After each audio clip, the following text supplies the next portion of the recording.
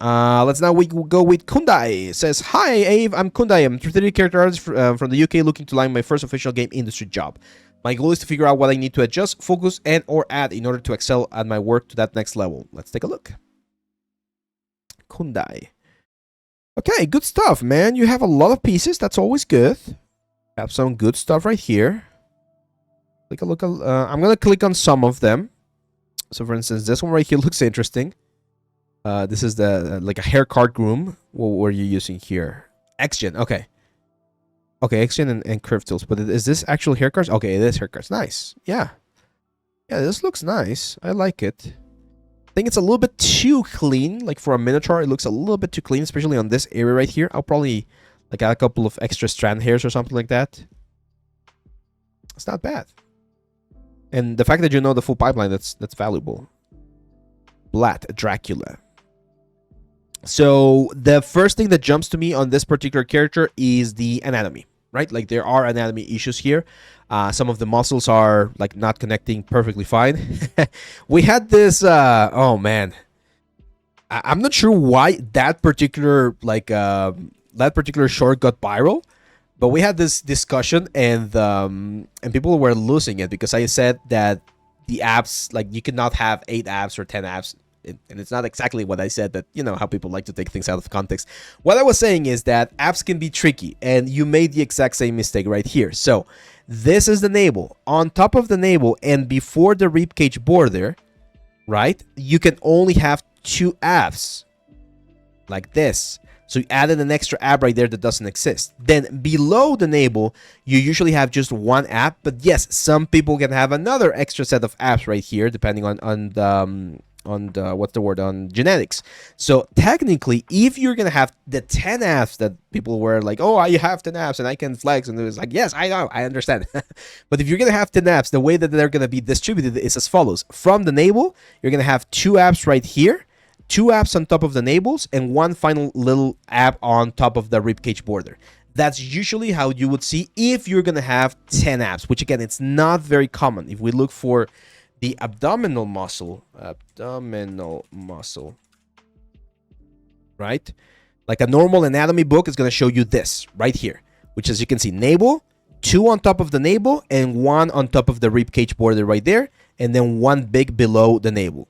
But yes, I understand that can be 10 pack, like the famous 10 pack, like this. But again, look at this. Even if you have the 10 pack, it's navel, 2 on top of the navel, and then ribcage border, and the navel, 1 below of the navel, and another 1 right here. So is it possible to have a 10-pack? Yes, but the distribution is very important. Navel, 2 on top, ribcage border. Navel, 2 on the bottom. And a very common thing that people do, like on this one right here, is they add 1 more when there's actually not 1 right there. So you have navel, 1, 2, 3, ribcage border, and the navel underneath. So what you need to do here, I mean, a simple solution would be just move the navel right here and position the navel like here.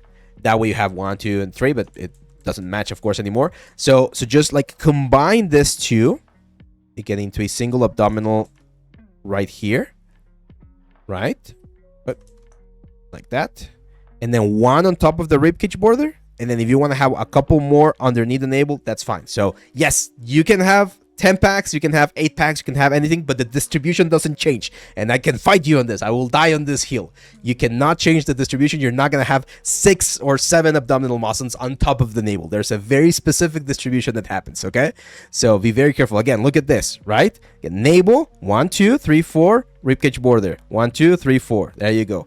Navel, 1, 2, 3, 4, ribcage border. 1, 2, 3, 4. So yes, it is possible, but it needs to follow that specific distribution. So be careful about the distribution if you're gonna be doing the like the 10 pack. However, usually the standard one, right, is the famous 6 pack. This is what you're normally gonna be seeing, which is navel, 1, 2, 3, 4, and then ribcage border, and the 6th one down here. Okay, again, it's it's what's the word? That's my personal fight this past couple of weeks because people are.